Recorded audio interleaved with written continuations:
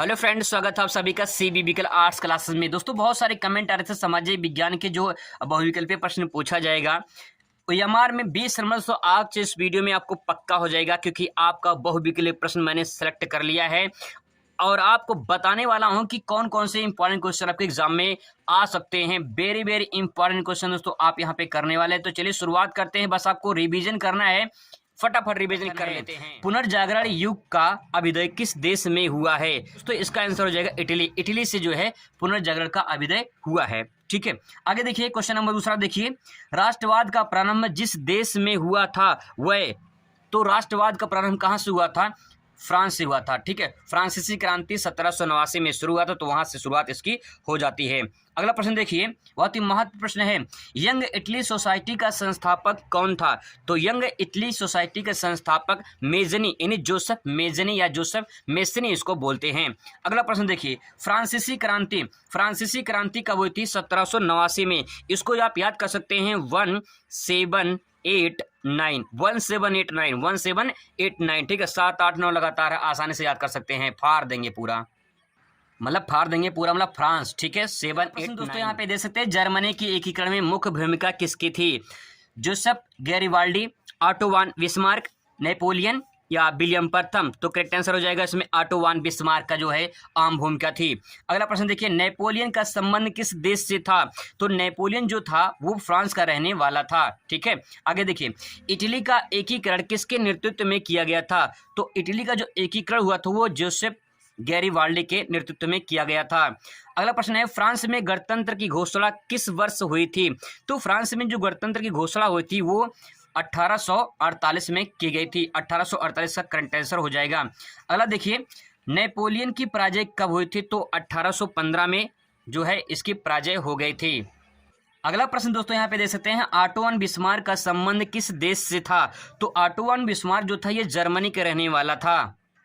अभी आपने यही पढ़ा है कि जर्मनी का एकीकरण में किसका सहयोग था सबसे ज्यादा? तो ऑटो वान बिस्मार्क था, तो जर्मनी का रहने वाला था। ठीक है, आगे देखिए, जोसेफ मेजनी या जोसेफ मेसनी द्वारा स्थापित गुप्त संगठन का नाम क्या था? Young Italy. क्वेश्चन पूछा गया है, ध्यान रखिएगा इसको। 12वां क्वेश्चन देखिए, निम्नलिखित में से किसे 1871 में जर्मनी का प्रथम सम्राट घोषित किया गया था? तो विलियम प्रथम को जो है जर्मनी का प्रथम सम्राट घोषित किया गया था। बहुत ही महत्वपूर्ण प्रश्न दोस्तों, महात्मा गांधी दक्षिण अफ्रीका से वापस कब आए थे? आप सभी को अच्छे से पता होगा, 1815 में महात्मा गांधी दक्षिण अफ्रीका से वापस आए थे। असहयोग आंदोलन का मुख्य कारण क्या था? बहुत ही मोस्ट इंपॉर्टेंट प्रश्न पूछा गया है। असहयोग आंदोलन क्यों शुरू किया गया था? जब रॉलेट एक्ट आया था तो उसी के कारण जो है शुरू हुआ था। अगला प्रश्न देखिए, सविनय अवज्ञा आंदोलन में महात्मा गांधी ने नमक को अत्यधिक महत्व क्यों दिया था? तो सभी यहाँ पे जानते हैं कि नमक का प्रयोग अमीर गरीब सभी करते थे, पहला पॉइंट। ये भोजन का अभिन्न हिस्सा था, दूसरा पॉइंट। तीसरा है, नमक तैयार करने पर सरकार का एक अधिकार था। तो यहाँ पे सभी जो है इसमें करेक्ट आंसर हो जाएगा। अगला देखिए, बहुत ही महत्वपूर्ण प्रश्न है, करो या मरो का नारा किसने दिया है? तो आप सभी को अच्छे से पता होगा, महात्मा गांधी ने करो या मरो का नारा दिया था। दोस्तों फटाफट रिवीजन कर लीजिए, 20 नंबर आपका यहाँ से पक्का जरूर हो जाएगा। भारतीय राष्ट्रीय कांग्रेस की स्थापना कब की गई थी? तो दोस्तों 1885 में भारतीय राष्ट्रीय कांग्रेस की स्थापना की गई थी। अगला देखिए, सविनय अवज्ञा आंदोलन कब चला गया था? तो सविनय अवज्ञा जो आंदोलन है ये चला गया था 1930 में। ठीक है, जब वहां पे नमक सत्याग्रह आंदोलन खत्म होता है वहां पे, तो वहीं से सविनय अवज्ञा आंदोलन शुरू हो जाता है। इसके बाद देखिए, सबसे इंपॉर्टेंट चौरी चौरा कांड किस वर्ष हुआ था? तो आप सभी को अच्छे से पता, 1922 में चौरी चौरा हत्याकांड हुआ था। अगला प्रश्न देख सकते हैं यहाँ पे, सविनय अवज्ञा आंदोलन की शुरुआत किस वर्ष किस महत्वपूर्ण घटना के साथ की गई थी? तो मैंने बताया था सविनय जो अवज्ञा आंदोलन है ये नमक कानून तोड़ों के साथ जो है मतलब कि इससे संबंधित है। अगला प्रश्न दोस्तों यहाँ पे दे सकते हैं, रॉलेट एक्ट कब पारित हुआ था? तो जब जलियांवाला बाग हत्याकांड हुआ था 1919 में, तो उसी टाइम पे रॉलेट एक्ट पारित हुआ था जिसमें नो वकील नो अपील नो दलील कहा गया था। आगे देखिए, साइमन कमीशन भारत कब आया था, कब पहुंचा? तो 1928 इसका करेक्ट आंसर हो जाएगा। गांधी इरविन समझौता कब हुआ था? बहुत ही महत्वपूर्ण प्रश्न दोस्तों, ध्यान रखिएगा। गांधी इरविन समझौता 5 मार्च 1931 को हुआ था। आगे देखिए, स्वराज मेरा जन्मसिद्ध अधिकार है, मैं इसे लेकर रहूंगा, ये किसका कथन है? बहुत ही महत्वपूर्ण दोस्तों प्रश्न है, ये बाल गंगाधर तिलक का कथन है। दोस्तों बस हौसला रखिए अपने आप पे, बहुत अच्छे नंबर से आप पास होने वाले हैं। अगर हौसला रखो, हौसला वो मंजर भी आएगा, रखो हौसला वो मंजर भी आएगा, प्यासे के पास चलकर समंदर भी आएगा, थक कर मत बैठो मंजिल के मुसाफिर, अरे मंजिल भी मिलेगा, मिलने का मजा भी आएगा। इसी मोटिवेशन के साथ अगला क्वेश्चन तैयार करते हैं। यहाँ पे महात्मा गांधी ने असहयोग आंदोलन कब आरंभ किया था? दोस्तों आपको बता दें कि 1920 में आरंभ हुआ था, लेकिन अगर आपके एग्जाम में 1921 दिया है, ठीक है, अगर आपके एग्जाम में 1921 दिया रहेगा तो आप 1921 लगाएंगे। लेकिन मान लेते हैं अगर दोनों दिया है तो 1920 लगाएंगे, क्योंकि 1920 में पारित हुआ था और 1921 में मतलब शुरू हो गया था। तो ध्यान रखिएगा एनसीईआरटी में आपका 1920 दिया गया है। ये 1921 में अगर 20 दिया है तो आप 20 लगाएंगे, अगर 21 दिया है तो 21 लगाएंगे, अगर दोनों दिया है तो 20 लगाएंगे। ठीक है, अगला प्रश्न देखिए, भारत छोड़ो आंदोलन किसने प्रारंभ किया था? तो महात्मा गांधी ने किया था। वंदे मातरम गीत के लेखक आप सभी को अच्छे से पता होगा, वंदे मातरम किसने लिखा है? बंकिम चंद्र चटर्जी ने। अगला देखिए, हिंद स्वराज नामक पुस्तक के लेखक कौन है? महात्मा गांधी। ये क्वेश्चन पूछा गया है 2022 में, बहुत ही महत्वपूर्ण है। अगला देखिए, असहयोग आंदोलन किस स्थान पर हिंसक रूप लिया था? तो आप सभी को पता है चौरी चौरा नामक स्थान पर हिंसक रूप ले लिया था। दोस्तों 2022 में हिंद स्वराज पुस्तक किसने लिखा था, ये पूछा गया था। 2023 में ये पूछ सकता है हिंद स्वराज पुस्तक कब प्रकाशित हुआ था? तो ध्यान रखिएगा 1919 में हिंद स्वराज पुस्तक प्रकाशित हुआ था। भारत में राष्ट्रपिता कहकर किसको संबोधित किया जाता है? तो महात्मा गांधी को राष्ट्रपिता कहकर संबोधित किया जाता है। अगला प्रश्न देखिए, विश्वव्यापी आर्थिक मंदी का सबसे बुरा प्रभाव किस देश पर? आर्थिक जो महामंदी आई थी दोस्तों, वो कहाँ पे आई थी? वो आई थी अमेरिका में। कहाँ पे? अमेरिका में। तो करेक्ट आंसर क्या हो जाएगा? अमेरिका। कब आई थी दोस्तों? 1929 में आई थी। ठीक है, प्रथम विश्व युद्ध प्रारंभ हुआ था, आप सभी को अच्छे से पता है। प्रथम विश्व युद्ध जो हुआ था ये 1914 से 1918 तक चला था। तो प्रारंभ कब हुआ था? 1914 में। देखिए आर्थिक महामंदी पूछ लिया, आर्थिक महामंदी का प्रारंभ कब हुआ था? तो 1929 में। ध्यान रखिएगा दोस्तों, मैंने जितने इतिहास के क्वेश्चन बताए हैं, अगर आप उतना तैयार कर लेते तो उसी में से आपके एग्जाम में इतिहास वाला क्वेश्चन आएगा। अब बात कर लेते हैं भूगोल का। देखिए, निम्नलिखित में से या निम्न में से कौन सा संसाधन पुनः चक्रीय है? पुनः चक्रीय की बात कही जा रही है, लोहा, ज्वारीय ऊर्जा, पशुधन। तो इसमें राइट आंसर पवन ऊर्जा हो जाएगा। इसमें जो पवन ऊर्जा है वो पुनः हम प्राप्त कर सकते हैं, मतलब पुनः चक्र में प्राप्त कर सकते हैं, पुनः चक्रीय होता है। ठीक है, आगे देखिए, ज्वारीय ऊर्जा निम्नलिखित में से किस प्रकार का संसाधन है? तो इसमें जो है पुनः पूर्ति योग्य ज्वारीय ऊर्जा हो जाएगा। अगला देखिए, चाय की खेती के लिए कौन सा मिट्टी उपयुक्त है? तो चाय की खेती के लिए जो मिट्टी होती है वो लेटराइट मिट्टी होती है। ठीक है, लेटराइट मिट्टी चाय खेती के लिए सबसे उपयुक्त मानी जाती है।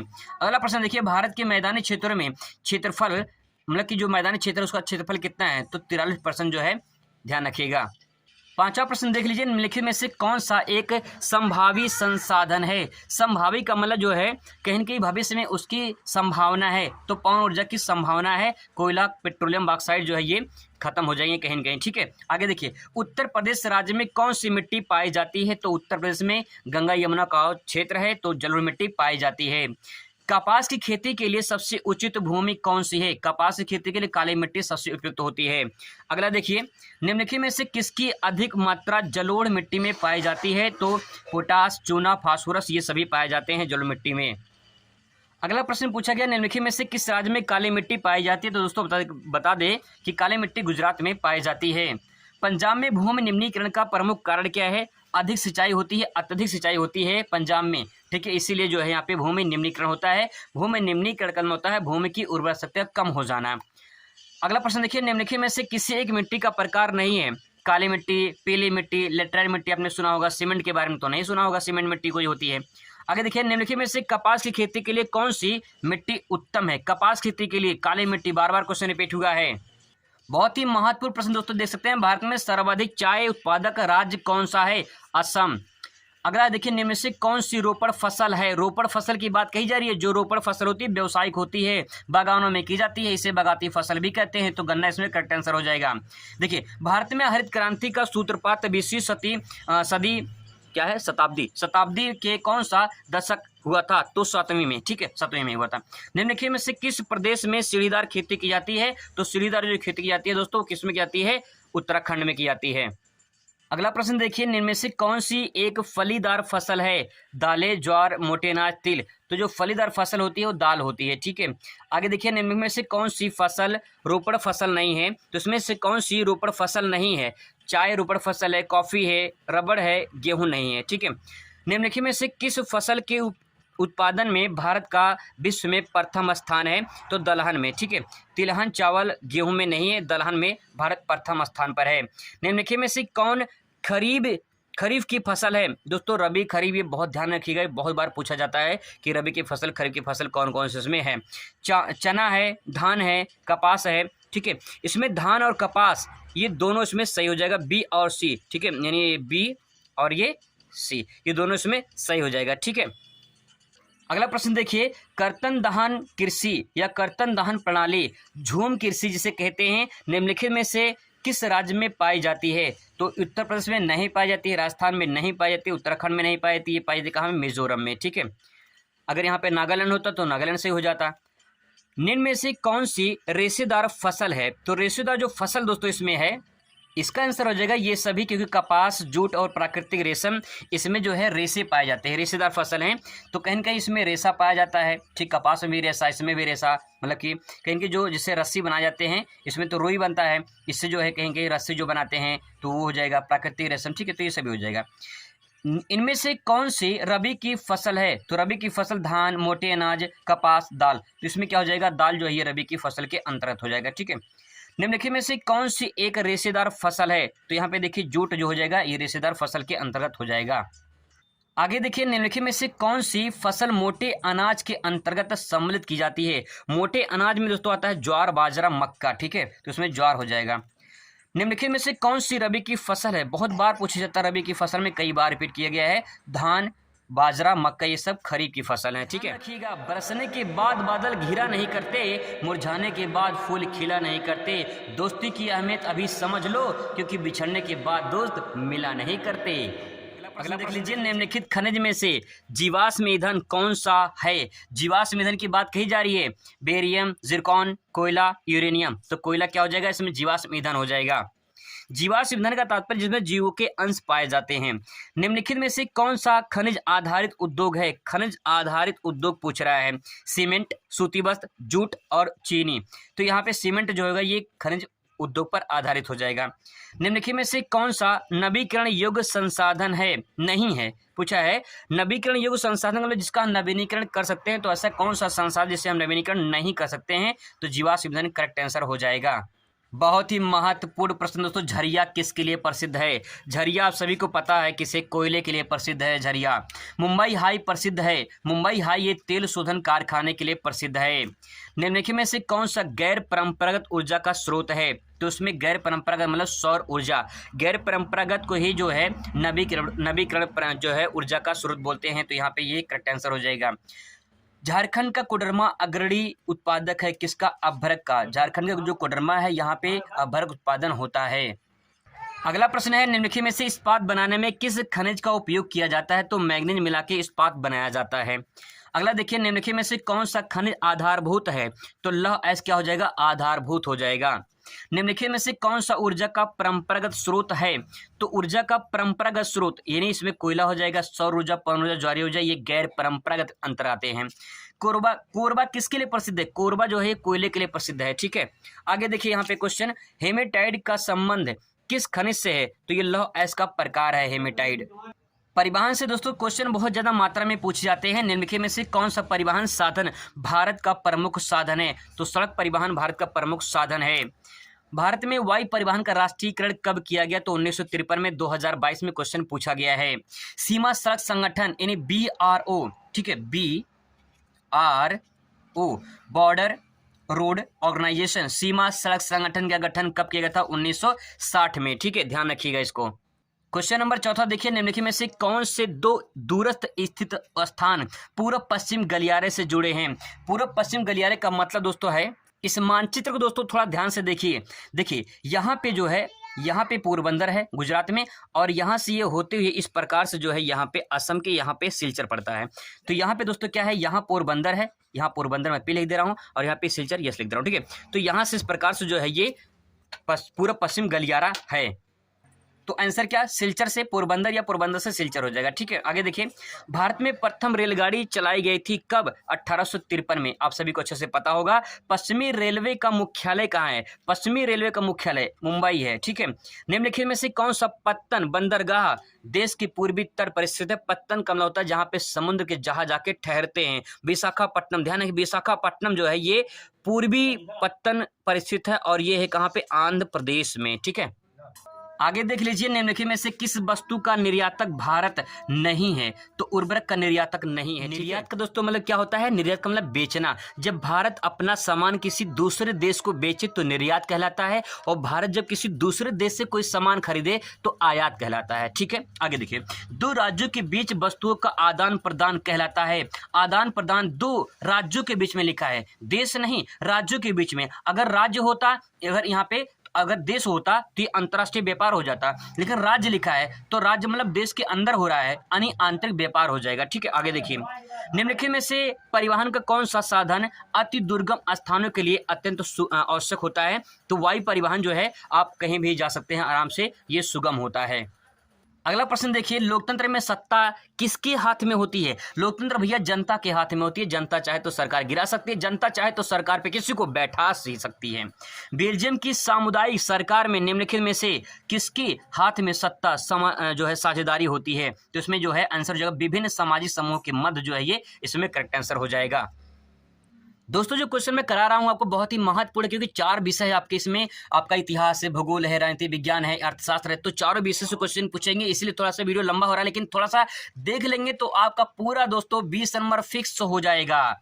भारत में संघीय सरकार को क्या कहते हैं, केंद्र सरकार को ही संघीय सरकार कहा जाता है। देखिए, श्रीलंका का सबसे सामाजिक समूह क्या है, सिंहलियों का है। सामाजिक समूह सिंहलियों का है, यानी सिंहली समुदाय श्रीलंका में ज्यादा पाए जाते हैं, तो यहाँ पे आंसर हो जाएगा सिंहली सा। ठीक है, श्रीलंका में सिंहली को एकमात्र राजभाषा कब घोषित किया गया था। तो 1956 में राजभाषा घोषित कर दिया गया था।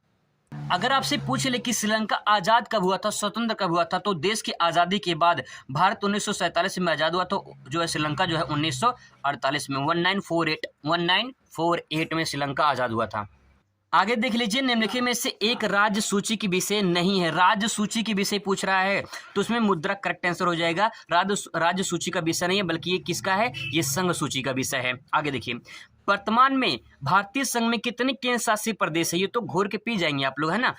8 जो है केंद्र शासित प्रदेश हैं, और कितने संघीय राज्य हैं, 28। यानी ध्यान रखिएगा, वर्तमान में 28 राज्य और 8 केंद्र शासित प्रदेश से क्वेश्चन पूछ सकता है, बहुत ही मोस्ट इंपॉर्टेंट है। आगे देख लीजिए, संघात्मक शासन प्रणाली में अधिकारों का विभाजन होता है, तो उसमें करेक्ट आंसर हो जाएगा केंद्र और राज्य की इकाइयों के मध्य। जो संघात्मक शासन होता है ये किसके बीच में विभाजन होता है, केंद्र और राज्य के बीच में होता है। बस दोस्तों ज्यादा नहीं है, बस थोड़ा सा बचा है, देख लीजिए थोड़ा सा। भारतीय संविधान की 8वीं अनुसूची में कितनी भाषाओं का जिक्र है, समावेश है, यानी 22 भाषाओं का। ये महत्वपूर्ण प्रश्न है दोस्तों, पूछा गया एग्जाम में है। भारत में पंचायती राज की स्थापना कब हुई थी। भारत में जो पंचायती राज है इसकी स्थापना हुई थी 1992 में। संविधान में उल्लिखित 3 सूचियों में निम्नलिखित कौन सा विषय समवर्ती सूची का विषय शामिल है। तो समवर्ती सूची में शिक्षा शामिल है, कृषि, राज्य रक्षा और जो पुलिस, ये जो है राज्य सूची में शामिल है। आगे देख लीजिए, निम्नलिखित में से कौन सा संघीय सूची का विषय है। संघीय सूची का रक्षा है, जिसे यहाँ पे मैंने बता दिया आपको। अगला देख लीजिए, समवर्ती सूची का विषय नहीं है। समवर्ती सूची का विदेशी मामले जो है ये संघ सूची का विषय है। लिखित संविधान भारत में कब लागू किया गया था। आप सभी को अच्छे से पता, संविधान लागू कब हुआ था, 26 जनवरी को। भारत में सर्वाधिक बोली जाने वाली भाषा कौन सी है, हिंदी। आप सभी को अच्छे से इतना ध्यान रखिएगा, तमन्ना जब किसी की नाकाम होती है, तमन्ना जब किसी की नाकाम होती है, जिंदगी उसी की उदास शाम होती है, दिल के साथ दौलत ना हो जिसके पास, मोहब्बत उसी गरीब की नीलाम होती है। आपका मन लगा रहे, इसीलिए छोटे छोटे कुछ कोटेशन, कुछ ऐसे आपको बातें यहाँ पे बताई जा रही है, जिससे आपको थोड़ा सा लगे कि यार नहीं कुछ दम है। तो दम की बात करते हैं। देखिए, निम्नलिखित में से किस देश में सर्वाधिक जीवन में महिलाओं की भागीदारी का स्तर सबसे ऊंचा है। तो नॉर्वे जो है ये सर्वाधिक है, नॉर्वे में। भारत में जनगणना कितने वर्ष के पश्चात होती है। तो 10 वर्षों के पश्चात जनगणना कराई जाती है। धर्मनिरपेक्ष राज्य क्या है, इसके बारे में पूछा गया है। तो धर्म का कोई स्थान नहीं, पहला पॉइंट। एक राष्ट्र एक धर्म में विकास, केवल बहुसंख्यक वर्ग के धर्म को ही मान्यता। तो यहाँ पे ये सभी, इसमें सभी धर्मों को समान समझना, ये करेक्ट है। सभी धर्मों को समान समझना, ये धर्मनिरपेक्ष का जो है इसमें उद्देश्य है। सबसे महत्वपूर्ण प्रश्न दोस्तों, नेपाल में लोकतंत्र की स्थापना हुई थी 2008 में, ध्यान रखिएगा। लोकतांत्रिक व्यवस्था में राजनीतिक और सामाजिक असमानताओं के बारे में किए गए अध्ययन बताते हैं लोकतंत्र और विकास के साथ साथ चलते हैं, लोकतंत्र व्यवस्थाओं में असमानताओं में बनी रहती है। तो इसमें करेक्ट आंसर क्या हो जाएगा? दूसरा। निम्नलिखित में से किस एक देश का छोड़कर हर जगह तानाशाही पर लोकतंत्र की प्राथमिकता होती है? तो पाकिस्तान यहाँ पे करेक्ट आंसर हो जाएगा। आगे देख लीजिए, संविधान के अनुसार भारत की राजभाषा क्या है? अच्छे तरीके से पता सभी को, हिंदी। भारत में मताधिकार की आयु कितनी है? 18 वर्ष, करेक्ट आंसर। दोस्तों बस फटाफट रिवीजन करना है, समझते चलिए। बस किसी देश के विकास को निर्धारित करने का आधार क्या है? ये सभी है। स्वास्थ्य, शिक्षा होना चाहिए, प्रति व्यक्ति अच्छी होनी चाहिए, व्यक्तियों का साक्षरता अच्छा होना चाहिए, तभी किसी देश का विकास हो सकता है। औसत आय को प्रति व्यक्ति आय भी कहा जाता है। अगला प्रश्न दोस्तों यहाँ पे देख सकते हैं, निम्न में से कौन सा विकसित देश है? तो विकसित देश फ्रांस है, इसमें ब्राजील, भारत, बांग्लादेश ये सब विकासशील देश की श्रेणी में आते हैं। निम्नलिखित में से किस राज्य की प्रति व्यक्ति आय सर्वाधिक है? हरियाणा की सर्वाधिक है, लेकिन ध्यान रखें लिंगानुपात यहाँ सबसे कम है। निम्न पड़ोसी देशों में से मानव विकास के लिहाज से किस देश का स्थिति भारत बेहतर है? बांग्लादेश से, करेक्ट आंसर बांग्लादेश हो जाएगा। मानव विकास रिपोर्ट 2018 में भारत का कौन सा स्थान था? 130वां स्थान है। अगला प्रश्न देख लीजिए, आर्थिक कार्यों के आधार पर किसी देश की अर्थव्यवस्था को विभाजित किया जाता है? तो प्राथमिक क्षेत्र, द्वितीय क्षेत्र, तृतीय क्षेत्र, ये सभी के रूप में विभाजित किया जाता है। निम्न में से किसे कृषि क्षेत्र कहा जाता है? तो जो प्राथमिक क्षेत्र होता है इसे कृषि क्षेत्र कहा जाता है। उद्योग को किस क्षेत्र में शामिल किया गया है? द्वितीय क्षेत्र में उद्योग को शामिल किया गया है और तृतीय क्षेत्र में सेवा क्षेत्र को, प्राथमिक क्षेत्र में कृषि क्षेत्र को शामिल किया गया है। भारत में जीविका का प्रमुख स्रोत क्या है? कृषि, इसमें करेक्ट आंसर हो जाएगा। अगला प्रश्न देख लीजिए, एक वस्तु का अधिकांशतः प्राकृतिक प्रक्रिया से उत्पादन कहा जाता है? तो उसमें पहला पॉइंट हो जाएगा प्राकृतिक से, यानी जो प्रकृति से हमें प्राप्त होती है वो प्राथमिक क्षेत्र के अंतर्गत आ जाएगा। निम्नलिखित में से उत्पादन का साधन है? तो उसमें पूंजी जब रहेगा तभी उत्पादन हो पाएगा, लाभ तो बाद में होगा, उत्पादन के बाद, सेवाएं बाद में होगी, कर बाद में होगा, ठीक है। निम्नलिखित में से किस वर्ष महात्मा गांधी राष्ट्रीय ग्रामीण रोजगार गारंटी एक्ट यानी मनरेगा के बारे में बात की जा रही है, 2005 में शुरू किया गया था। अगला देखिए, सेवा क्षेत्र निम्नलिखित में से किस क्षेत्र में सम्मिलित किया जाता है? तो सेवा क्षेत्र मैंने बताया आपको तृतीय क्षेत्र में सम्मिलित किया जाता है।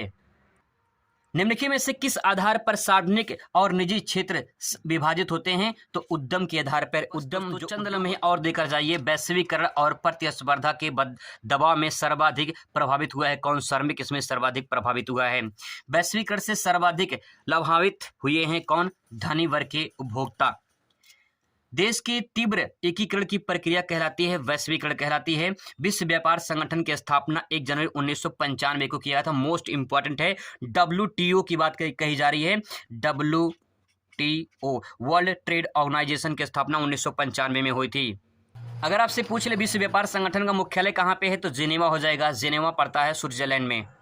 आगे देख लीजिए, उपभोक्ता के अधिकारों में शामिल क्या होता है? जो उपभोक्ता का अधिकार होता है उसमें प्रतिनिधित्व का अधिकार होता है, क्षतिपूर्ण निवारण का अधिकार होता है, चुनने का अधिकार होता है, ये सभी इसमें करेक्ट आंसर हो जाएगा। अगला देखिए, भारत में उपभोक्ता सुरक्षा अधिनियम 1986 इसमें करेक्ट आंसर हो जाएगा। कोपरा के अंतर्गत उपभोक्ता विवादों के निपटारे के लिए स्थापित किया गया जिला मंच, राज्य मंच, राष्ट्रीय मंच, ये सभी इसमें करेक्ट हो जाएगा। देखिए, राष्ट्रीय उपभोक्ता दिवस कब मनाया जाता है? 24 दिसंबर को मनाया जाता है, राष्ट्रीय उपभोक्ता दिवस के रूप में मनाया जाता है। अगला देख लीजिए, चिपको आंदोलन। चिपको आंदोलन दोस्तों यहाँ पे पूछा है, वन संरक्षण से संबंधित है, बहुत ही मोस्ट इंपॉर्टेंट प्रश्न है यहाँ पे। अगर पूछ ले कि चिपको आंदोलन कब शुरू किया गया था, तो ध्यान रखिएगा 1973 में सुंदरलाल बहुगुणा ने शुरू किया गया था, मतलब इनके द्वारा शुरू किया गया था। भूदान आंदोलन किसके द्वारा आरंभ किया गया था? तो विनोबा भावे इसमें करेक्ट आंसर हो जाएगा। दोस्तों मंजिल पे पहुंच आई, 2 क्वेश्चन ध्यान में रखना है। वन्य जीव अधिनियम किस वर्ष लागू किया गया था? तो 1972 में। सुंदरवन राष्ट्रीय उद्यान किस राज्य में है? आप सभी को अच्छे से पता है, सुंदरवन कहाँ पे? पश्चिम बंगाल में है। और यहाँ पे ध्यान रखना, आपसे पूछ ले कांजीरंगा राष्ट्रीय उद्यान कहाँ पे है? असम में है। सरिस्का राष्ट्रीय उद्यान कहाँ पे है? राजस्थान में है। दुधवा नेशनल पार्क कहाँ पे है? यूपी में है। तो दोस्तों ये कुछ महत्वपूर्ण प्रश्न थे जिसे आप तैयार कर लीजिए, यहीं से क्वेश्चन आपके एग्जाम में आने वाले हैं। आप सभी को बहुत बहुत शुभकामनाएं, best of luck, thanks for watching.